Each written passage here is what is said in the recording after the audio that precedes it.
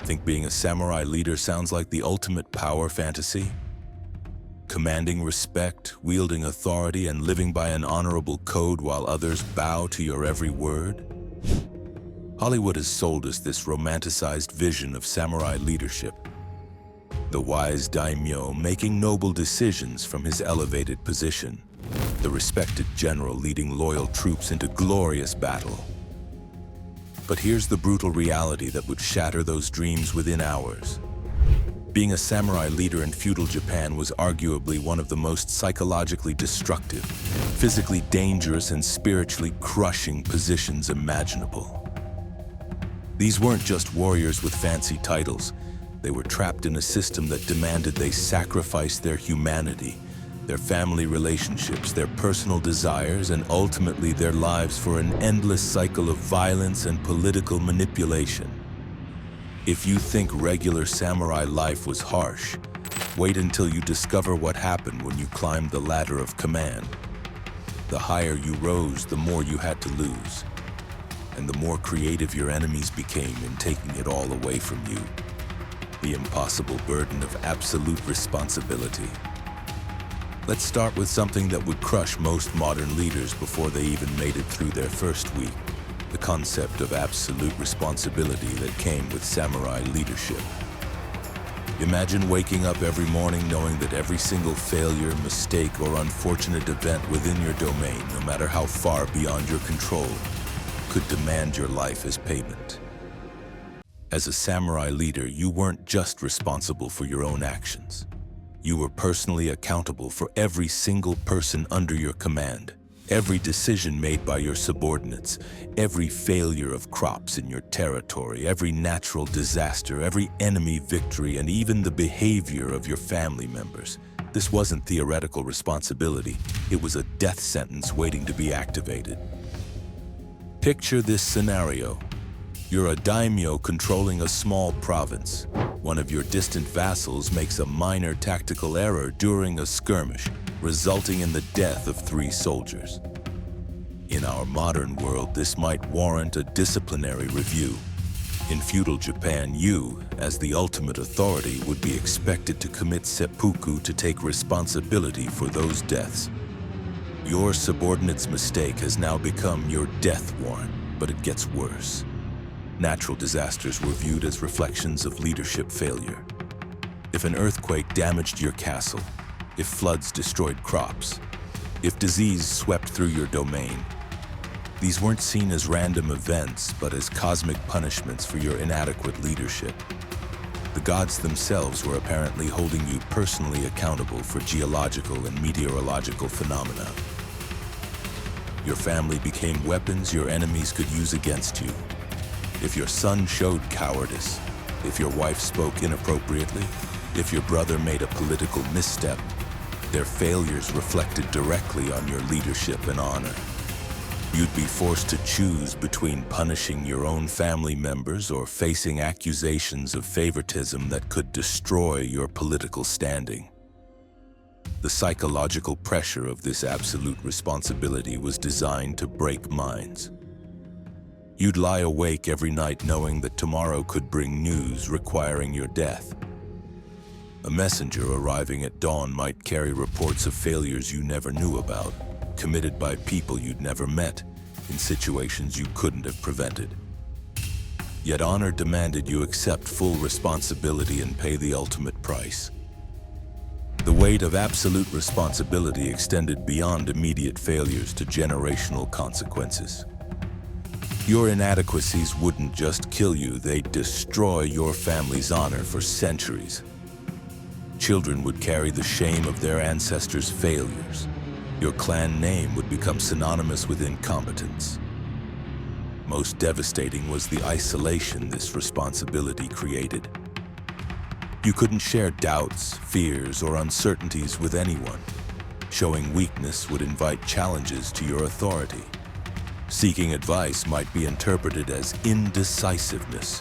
You'd be completely alone with the knowledge that every choice could be your last. Every delegation a potential suicide note. Could you handle waking up every day knowing that forces beyond your control might demand your death before sunset? Could you maintain sanity while carrying responsibility for thousands of people's actions, natural disasters, and cosmic events? The honest answer for modern people is absolutely not. The paranoia and political schemes that would drive you insane. Now let's explore what would likely destroy your mental health faster than anything else. The constant suffocating paranoia required to survive as a samurai leader. In feudal Japan, political intrigue wasn't an occasional concern. It was a 24-hour survival requirement that would gradually transform even the most trusting person into a paranoid wreck. Every single person around you was a potential assassin, spy, or traitor. Your closest advisors might be feeding information to your enemies. Your most trusted generals could be planning coups. Your servants might be poisoning your food. Your family members could be negotiating secretly with rivals. Even your bodyguards, the people literally paid to protect your life, might be the ones planning to take it. The intelligence networks required for survival would horrify modern people. You'd need to maintain multiple spy rings, often pitting them against each other to verify information. You'd have spies watching your spies, informants reporting on your informants, and loyal servants whose primary job was to detect disloyalty among other loyal servants. Your daily routine would be dictated entirely by security paranoia. You'd rotate sleeping locations randomly to prevent assassination attempts. You'd employ food tasters for every meal, knowing they might die horrible deaths to protect you from poisoning. You'd vary travel routes, meeting times, and even conversation topics to prevent enemies from predicting your behavior. Political alliances were temporary conveniences that could shift overnight. Today's trusted ally might become tomorrow's mortal enemy, based on changing circumstances completely beyond your control. You'd be simultaneously managing relationships with superiors and subordinates, rival leaders, clan alliances, religious obligations, trade relationships, and military contracts, each involving different rules and potential consequences for failure. Double agents were everywhere, and detecting them required skills most people don't possess. A seemingly loyal retainer might be reporting your every move to enemies while appearing completely trustworthy. The psychological toll of constantly questioning everyone's motives and analyzing every conversation for hidden meanings would be devastating. Assassination attempts weren't rare, dramatic events. They were routine occupational hazards requiring constant vigilance. Poison in your tea, a blade from a trusted advisor, arrows from hidden positions, or elaborate traps in familiar locations. You'd need to develop almost supernatural awareness while maintaining the appearance of confident leadership. The political schemes would be impossibly complex, involving layers of deception that would challenge master strategists.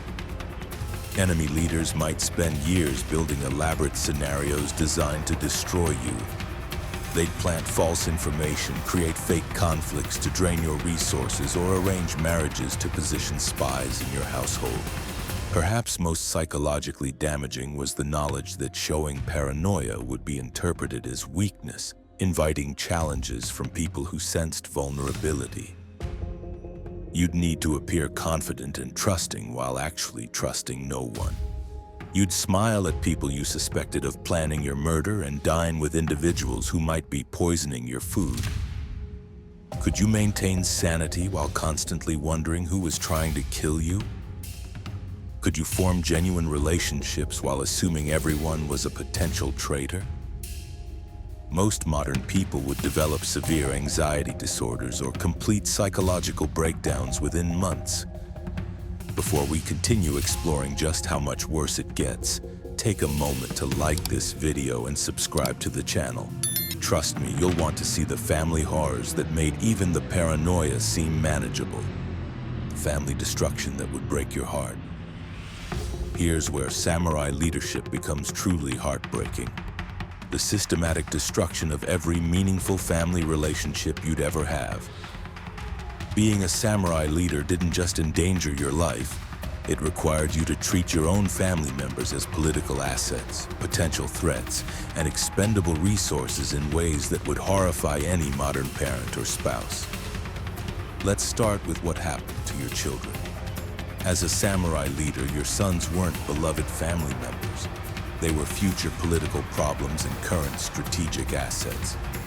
From the moment they could walk, they'd be evaluated for their potential to either strengthen your position or threaten it. A son showing too much promise might be viewed by your enemies as a future rival worth eliminating. A son showing too little promise might be seen as a weakness that could be exploited. The father-child relationship modern people cherish simply couldn't exist. You wouldn't spend time playing with your children or enjoying their development. Instead, you'd be calculating their political utility, arranging their marriages before they reached adolescence, and preparing them for lives that would likely end in violence. Your daughters faced even worse fates. They were living bargaining chips whose entire existence served to cement political alliances through strategic marriages. You'd negotiate their futures with men they'd never met, often decades older, sometimes known for cruelty or perversion. A daughter's happiness or preferences were completely irrelevant. Her only value was strengthening your political position. Picture having to look your 10-year-old daughter in the eyes while negotiating her marriage to a 50-year-old rival leader known for beating his previous wives to death. You'd smile and discuss dowry arrangements while knowing you were essentially selling your child into a life of abuse and probable early death. Marriage itself became a political strategy rather than a romantic partnership. Your wife wasn't chosen for compatibility or emotional connection. She was selected to create advantageous clan alliances. You might be married to someone you'd never met, someone you actively disliked, or someone who viewed you as an enemy. Multiple marriages were common for political leaders, creating households where jealousy and intrigue were constant. Your wives would compete for your attention and resources, form alliances against each other, and potentially plot each other's deaths. You'd be managing a domestic environment that resembled a small-scale civil war. The concept of unconditional love was not just absent, but actively dangerous. Show too much affection for a particular child, and that child becomes a target for kidnapping or assassination. Display obvious favoritism toward one wife, and the others become potential sources of betrayal. Perhaps most heartbreaking was knowing that family relationships were temporary conveniences that could be severed instantly if political necessity demanded it. You might be forced to execute a beloved son for military failure, divorce a cherished wife for political expediency, or disown parents whose actions created political problems. Could you treat your own children as expendable political assets? Could you arrange your daughter's marriage to someone you knew would abuse her? For modern people who value family bonds above almost everything else, the family destruction required by samurai leadership would be absolutely unbearable. The spiritual destruction and honor system that would crush your soul. Now we reach perhaps the most psychologically devastating aspect of samurai leadership, the complete destruction of your spiritual life and personal identity through an honor system that would systematically crush everything modern people consider essential to human dignity and self-worth. The Bushido Code wasn't just a set of guidelines for samurai leaders. It was a spiritual prison that demanded the complete annihilation of your individual will, personal desires, and moral autonomy. As a leader, you'd be expected to embody these principles so perfectly that any deviation would justify not just your death, but the destruction of your entire bloodline's honor for generations. Let's start with what the honor system did to your relationship with death. Modern people generally view death as something to be avoided, delayed, or at least approached with dignity when inevitable. For samurai leaders, death was preferable to dishonor, and dishonor could be triggered by dozens of situations we'd consider minor embarrassments or even reasonable choices. Failed to achieve an impossible military objective, death was required. Made a strategic decision that didn't produce perfect results? Time for seppuku. Showed any sign of fear, doubt, or human emotion at an inappropriate moment? Your honor was compromised beyond repair. Survived a battle where subordinates died? Your continued existence was shameful. The psychological conditioning required to genuinely prefer death over minor failures would constitute severe mental illness by modern standards. But you wouldn't just die. You'd kill yourself in the most excruciatingly painful way possible while maintaining perfect composure. Seppuku involved cutting across your abdomen with a short blade, then pulling upward to ensure maximum suffering. You'd remain conscious throughout the process, feeling your intestines spill out while displaying no signs of pain, fear, or regret. If you showed weakness during this ritual suicide, your family's honor would be destroyed for centuries. The spiritual destruction went deeper than death obsession. You'd be required to suppress every natural human emotion that conflicted with your role as a perfect leader. Compassion for enemies was weakness.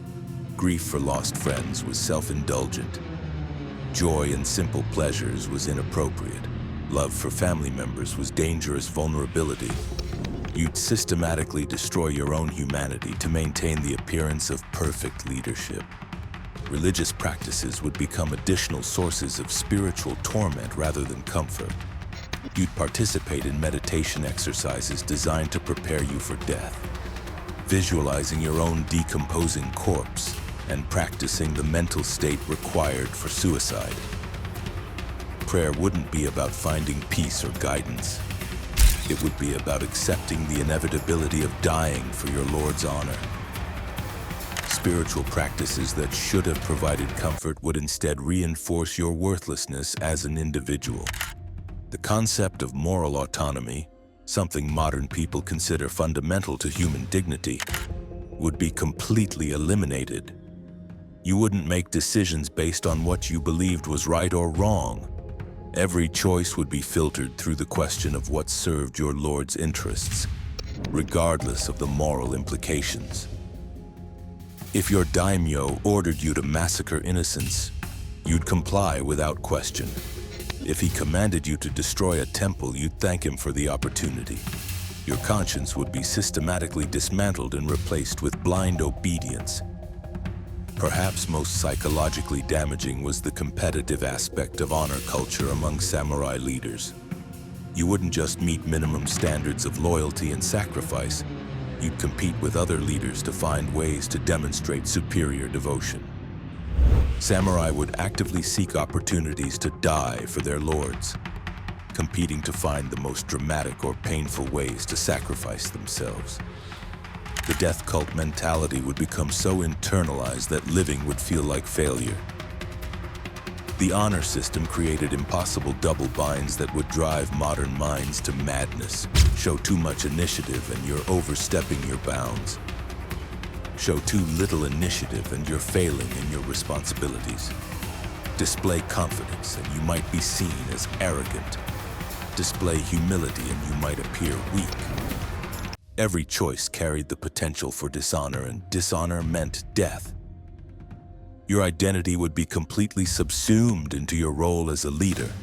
You wouldn't be a person who happened to hold a leadership position. You'd be a leadership function with no individual existence. Your thoughts, feelings, desires, and dreams would all be irrelevant compared to perfectly embodying the ideal of samurai leadership. The psychological death required would occur long before any physical death. The spiritual practices designed to reinforce this system would gradually destroy your connection to anything resembling inner peace or personal fulfillment. You'd meditate on the worthlessness of individual existence, practice exercises in ego dissolution, and study texts that reinforce the superiority of death over life. What should have been sources of spiritual growth would instead become tools for psychological destruction. Even artistic and cultural pursuits would be corrupted by the honor system. Poetry would focus on themes of death and sacrifice. Calligraphy would practice writing death poems. Music would celebrate the beauty of dying for one's lord. Every aspect of culture would reinforce the message that individual existence was meaningless except as a tool for serving others. The social pressure to maintain perfect honor would be inescapable. Other samurai leaders would constantly evaluate your behavior for signs of weakness or deviation from perfect standards. Any crack in your facade would be noticed, discussed, and potentially reported as evidence of dishonor. You'd live under constant surveillance by peers who were themselves under identical pressure. Could you genuinely prefer death to minor failures? Could you systematically destroy your own conscience and moral autonomy? Could you compete with others to find more dramatic ways to sacrifice yourself? Could you maintain sanity while viewing your individual existence as worthless? For modern people who value personal autonomy, individual dignity, and the right to make moral choices, the spiritual destruction required by samurai leadership would be absolutely intolerable. But even spiritual destruction was just the foundation for what awaited leaders when the violence actually started. The warfare realities would test every limit of human endurance. The warfare and violence that would traumatize you beyond recovery. Finally, let's confront what would probably break most modern people within hours. The constant, intimate, and personally directed violence that samurai leaders faced as routine occupational requirements. We live in an era where most people never witnessed serious violence firsthand. Samurai leaders lived in worlds where extreme brutality wasn't just common, it was their primary responsibility to orchestrate, participate in, and celebrate. As a samurai leader, violence wouldn't be something that occasionally interrupted your normal life. It would be your normal life. You'd wake up planning battles, spend your days organizing military campaigns, and fall asleep calculating casualty rates. Your entire existence would revolve around finding more efficient ways to kill large numbers of people while minimizing your own losses.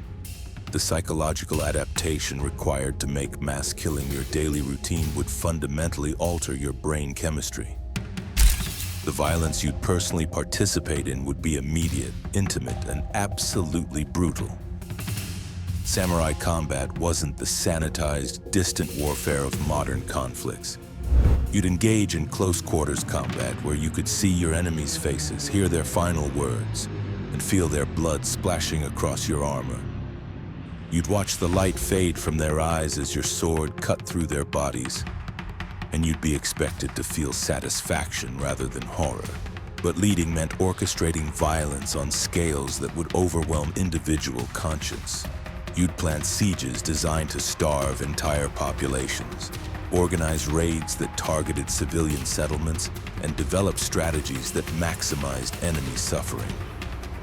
You'd calculate how many innocent people needed to die to achieve your objectives, then implement those calculations with ruthless efficiency.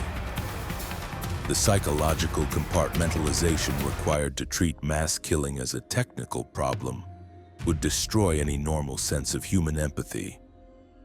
The specific methods of warfare would horrify modern people accustomed to rules of engagement and attempts to limit civilian casualties. Samurai warfare deliberately targeted non-combatants as legitimate military strategy. You'd order soldiers to poison water supplies, burn crops to create famines, and launch diseased corpses over castle walls using catapults. Biological warfare wasn't considered particularly unusual. It was standard practice for efficient military leaders. Torture wasn't just for extracting information. It was entertainment and demonstration of power. You'd oversee public executions designed to terrorize populations into submission, organize torture sessions that lasted for days, and develop increasingly creative methods of inflicting suffering. The goal wasn't just to eliminate enemies, but to break their spirits so completely that resistance became psychologically impossible. Your relationship with death would become so normalized that you'd lose capacity for normal emotional responses. You'd walk through battlefields covered in dismembered corpses without emotional reaction. You'd order mass executions while eating lunch. You'd discuss torture techniques as casually as modern people discuss weather. The psychological numbing required to function in this environment would gradually destroy your ability to feel compassion, horror, or basic human sympathy. The collection of trophies from defeated enemies was expected behavior that would nauseate modern people. You'd take severed heads, ears, noses, or fingers as proof of victory. These body parts would be displayed prominently in your home, presented as gifts to superiors or traded like valuable commodities. You'd be surrounded by rotting human remains that served as decorations celebrating your military success. The violence extended beyond battle into daily governance. Public executions would be regular events you'd organize as entertainment and social control. You'd design increasingly elaborate execution methods to impress observers with your power and creativity. Citizens would gather to watch you torture prisoners to death, and their enthusiasm would be interpreted as evidence of your successful leadership. Perhaps most psychologically damaging was the personal nature of the violence. You wouldn't be ordering anonymous soldiers to kill faceless enemies. You'd be personally executing people you knew, former allies who betrayed you, family members who disappointed you, or servants who made mistakes. You'd look into the eyes of people who had shared meals with you, then calmly cut their heads off with your own sword. The conditioning process that created effective samurai leaders would systematically destroy normal human responses to violence. You'd begin as a child by watching executions until they became routine. You'd practice sword techniques on condemned prisoners until cutting through human bodies felt natural. You'd participate in increasingly brutal activities until extreme violence became your comfort zone, and peaceful activities felt strange and unsettling. Your sleep would be constantly interrupted by nightmares, but you'd be expected to suppress any signs of psychological trauma. Showing distress about violence would indicate weakness and potentially invite challenges to your authority. You'd need to project enthusiasm for activities that were gradually destroying your mental health, while maintaining the appearance of perfect psychological stability. The strategic aspects of violence would require you to think like a psychopath while maintaining social relationships. You'd calculate which family members of enemies to kill for maximum psychological impact. You'd plan attacks timed to coincide with religious festivals for greater symbolic effect.